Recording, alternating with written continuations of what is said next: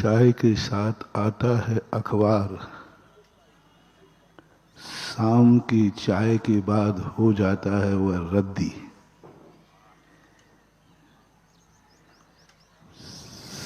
शब्द इस सारी दुनिया के रहस्य को छोटे से रूप में कहने की शक्ति रखते हैं, और कोई भी शब्द हो कोई ना कोई संदेशा देता है। सुबेरे अखबार का इंतजार था, चाय पीते पीते पढ़ लिया और पता ही नहीं चला शाम को उसको रद्दी बना दिया गया। ऐसे ही कहीं जिंदगी तो ऐसी नहीं है कि चाय पीते पीते जिंदगी आई और चाय पीते पीते जिंदगी निकल गई और जिंदगी की शाम हुई तो जिंदगी रद्दी हो गई। इतनी छोटी सी जिंदगी कि सुबह शाम को 12 घंटे की जिंदगी, एक पर्याय की जिंदगी, यहां एक दिन एक पर्याय है। जिंदगी को हमने शुरू किया था बड़े जोर तोड़ से, बड़े उत्सव से। सारी दुनिया ने उम्मीदें लगाई थी, सबने उम्मीदें लगाई थी, लेकिन ना तो स्वयं की उम्मीद पूरी कर पाया और ना दुनिया की उम्मीदें पूरी कर पाया, और जिंदगी की शाम हो गई। एक बार एक पढ़ने वाले व्यक्ति से हमने पूछा, इंजीनियर थे, बिना नाम के बता रहा हूं। मैंने कि आप इंजीनियर किसकी बल पर बने हैं, किसकी दम पर बने हैं? बोले पढ़ाई की दम पर।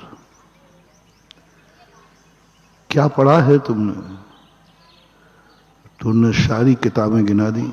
मैंने क्या क्या था तुम्हारे कोर्स में? तुमने सारी किताबें गिना दी, ये किताब पढ़ी, ये किताब पढ़ी, ये किताब पढ़ी। इस हमने कि वो किताबें कहाँ हैं?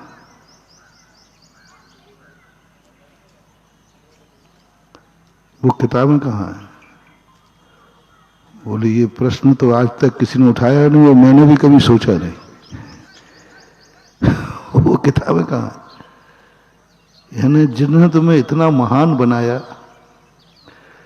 इतना इंजीनियर डॉक्टर बना दिया, उन उपकारी किताबों का पता नहीं। आज वो तो रद्दी में बिकती है ना। जब तक परीक्षा नहीं हुई तब तक ही कीमत है, परीक्षा के बाद फिर वो रद्दी में बिकी। महाराज कहाँ होंगी? रद्दी में होंगी, कचड़े में होंगी, किसी चाट वाले के यहाँ चाट खा रहे होंगे लोग। कैसी जिंदगी, कैसे बढ़ेगा ज्ञान? ये ज्ञान मात यूज एंड थ्रो वाला ज्ञान है। पता ही नहीं उस किताब को, किस किताब ने हमें इतना दिया, इतना महान बना दिया, ज्ञानी बना दिया। उस उपकारी किताब का अंत रद्दी हुई। पहले लोग गिलास से पानी पीते थे, गिलास मंजता था और मंज करके फिर सुरक्षित ऊंचे स्थान पर रखा जाता था। एक रास्ते में हम विहार कर रहे थे, हमने सुनाया भी था कहीं, एक बच्चा बहुत प्यासा था, बहुत प्यासा था, बहुत प्यासा था, बहुत प्यासा था, बहुत प्यासा था। अब कितना प्यासा कहूं?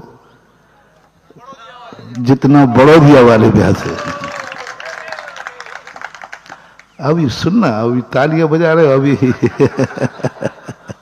पूरी बात मजे की है। मुझे भी उस पर दया आई। मैंने कि ये व्यक्ति बच्चा है, प्यासा है, और उसको बहुत जोर से प्यास लगी थी। अब मैं कमंडल का तो दे नहीं सकता, मना ही है। अब पर ये सोच लिया था यदि ये कमंडल का पिएगा तो मैं मना नहीं करूंगा, दूंगा तो नहीं। पानी मैं कमंडल का पिला तो सकता नहीं, क्या भी नहीं सकता भाई कमंडल से पी ले। लेकिन इतनी मन में छूट रख ली कि यदि ये पी लेगा, कोई पिला देगा तो मैं मना नहीं करूंगा, क्योंकि ये प्यासा है, बेचारा रो रहा है। तो मैंने भी ये भावना भाई कि बच्चे को पानी मिलना चाहिए।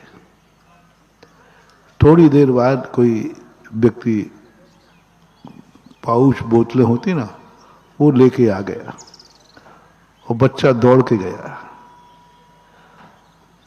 उसके पानी पीने पर मुझे बहुत खुशी हुई। इतना मैं पानी पीता हूं तो मुझे खुशी नहीं होती, आहार के समय और कभी नहीं। आहार के समय भी पीता हूं तो भी इतनी खुशी मुझे नहीं होती। ले लेता हूं ठीक है, लेकिन उसके पीने की मुझे बहुत खुशी हुई,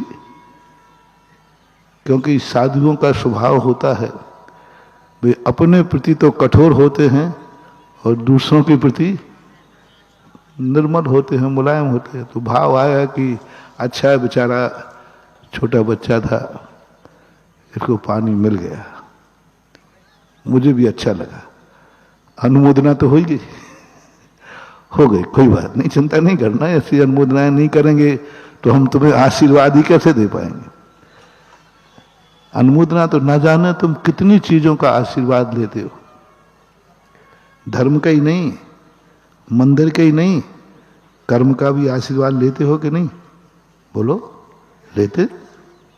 कोई भी कर्म संसार के कार्य हैं, चलो महाराज का आशीर्वाद ले लेते हैं। घर में कोई कार्य होते हैं, कल बताया था ना, चलो भगवान को श्रीफल चढ़ा देते। चढ़ते हैं कि नहीं? चढ़ते हैं। घर में कोई शादी हुआ है, कोई संसार के कार्य हो रहे हैं अच्छे, तो सभी की भावना जैनियों में भी है कि चलो पहले भगवान को श्रीफल, और गुरु हैं तो गुरु को एक सगुन के रूप में माना जाता है। और ये परंपरा बहुत पहले से थी। इसका इतिहास हमें देखने में मिला सगुन का, कि आप लोग दो कार्य, अभी शादी की चर्चा चल रही थी, दो कार्य देखना। संसार का कार्य है,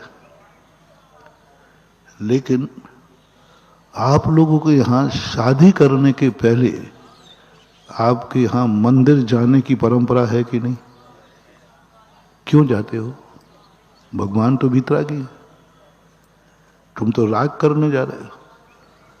मंदिर जाने की परंपरा नियम से है, और फिर मंदिर जाने के बाद फिर आपका संकल्प शुरू होता है कि अब इसके शादी के कार्यक्रम का शगुन शुरू हो गया। और फिर जब शादी करके लौटते हैं तब भी, और जो मैंने खोज करके दुनिया को दिया है कि शादी के पहले, शुरू करने के पहले मंदिर जाओ, प्रभु से आशीर्वाद लो, गुरु से आशीर्वाद लो, नमोकार मंत्र का जाप करो। मान लो शादी करने का मन बनाया है, सगाई करने का मन बनाया है, तो एक दूसरे को श्रीफल दे करके नमोकार मंत्र पढ़ लिया करो। नमोकार मंत्र धर्म के कार्यों में ही नहीं, सम्यक दृष्टि धर्म के कार्य भी, संसार के कार्य भी धर्म पूर्वक करता है। तो समझना, धर्म को धर्म पूर्वक करना ये तो ठीक ही है, होता ही है, लेकिन संसार के कार्य धर्म पूर्वक करना, गृहस्थ दो प्रकार के धर्म करता है।